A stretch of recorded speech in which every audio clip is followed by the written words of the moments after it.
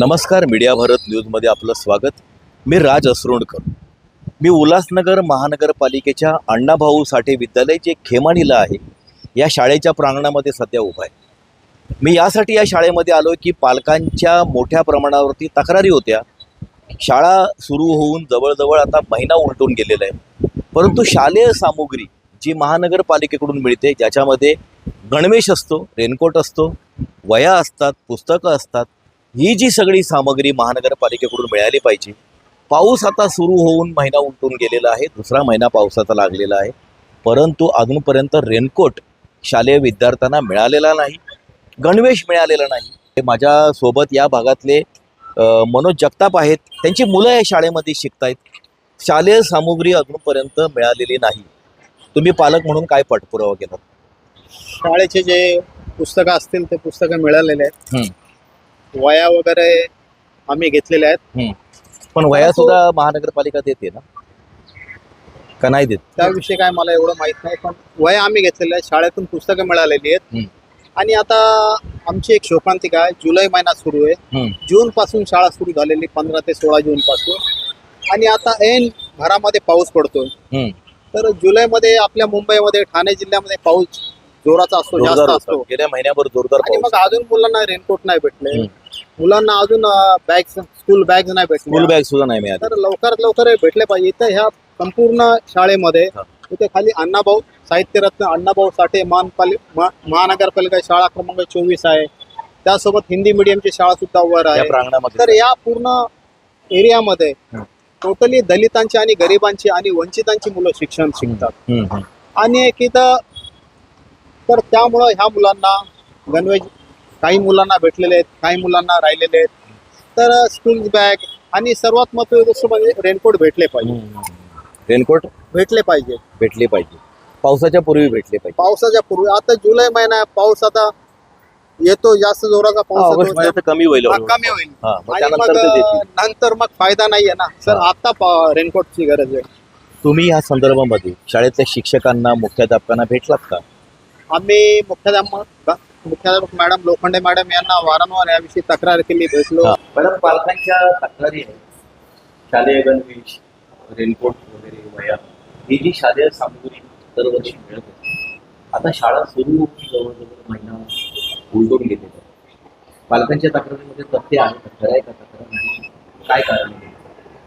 विद्यार्थ्यांना पुस्तकांचं वाटप केलेलं आहे, पण अजून गणवेश वगैरे दिलेले नाहीत. पण ती प्रोसिजर सुरू आहे. लवकरच विद्यार्थ्यांना गणवेश आणि इतर साहित्य सुद्धा मिळेल. तुम्हाला पालकांकडून तक्रारी होत आहेत का? पालक विचारतात की बाबा अजून साहित्य आलेलं नाही, पण त्यांच्या शंकांचं निरसन करतो आम्ही. आणि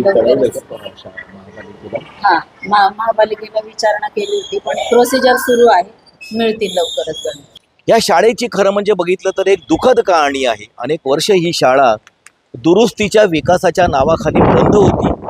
खरं म्हणजे ही शाळा बंदच करून टाकण्याचा महानगरपालिकेचा डाव होता, परंतु स्थानिक परिसरातील अनेक सामाजिक कार्यकर्त्यांनी सतत त्याविरुद्ध आवाज उठवला आणि शाळा बांधून घेतली, सुरू करून घेतली. परंतु त्यानंतर सुद्धा ती नेत्यांच्या अपॉइंटमेंटसाठी सुरू होत नव्हती. गेल्या वर्षी 15 जूनला शाळा सुरू झाल्यानंतर सुद्धा ह्या शाळेचं जे टाळं आहे ते उघडलं गेलेलं नव्हतं. तिथे पुन्हा शाळा सुरू करण्यासाठी सामाजिक कार्यकर्त्यांना आंदोलनं करावी लागलेली होती. गवळीजी, मला सांगा की शाळेतली परिस्थिती तुम्ही ऐकली आहे. जवळजवळ आता महिना उलटून गेला आहे शाळा सुरू होऊन.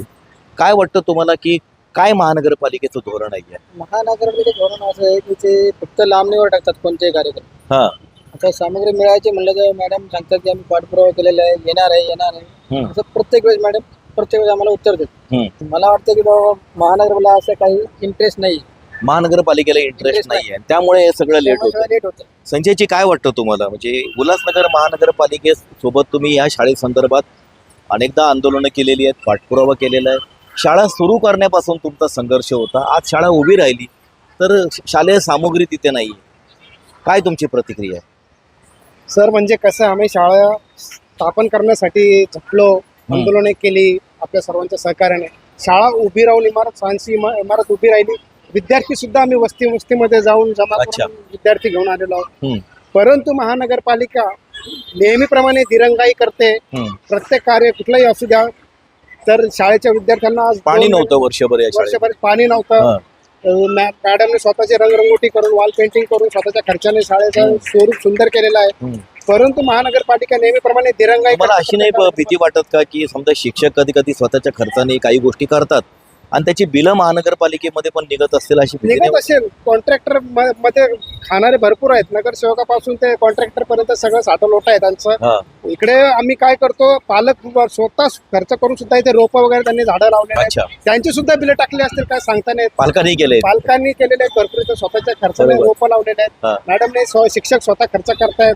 परंतु विद्यार्थ्यांना त्या मूलभूत गरजा आहे शिक्षणासाठी लागणाऱ्या, हा. त्या महानगरपालिका शाळा चालवून दुसरा महिना उलटून गेलेला आहे.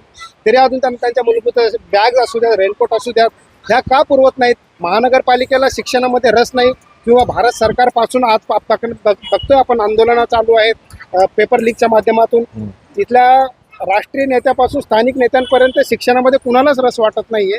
तुम्हाला काय वाटतं की वरती सरकारलाच रस नसल्यामुळे त्याचे हे परिणाम खाली उमटतायत का? नक्कीच सरकारला जर रस असता तर त्यांनी महानगरपालिकेला तसं सूचित केलं असतं की शिक्षणाच्या बाबतीत तुम्ही पुढाकार घ्या.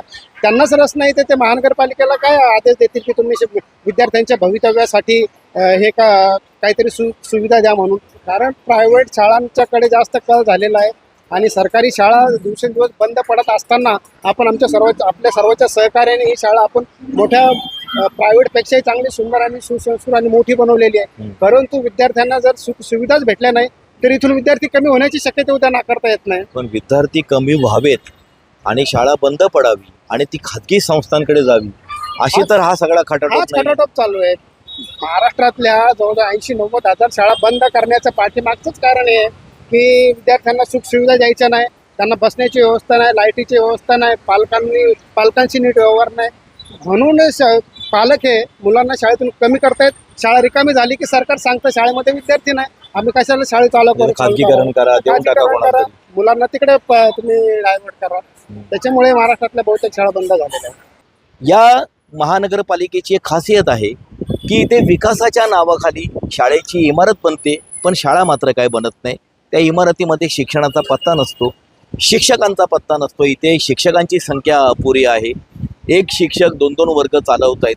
अशा पद्धतीने महानगरपालिकेचा सगळा हे शिक्षण विभागाचा कारभार सुरू आहे.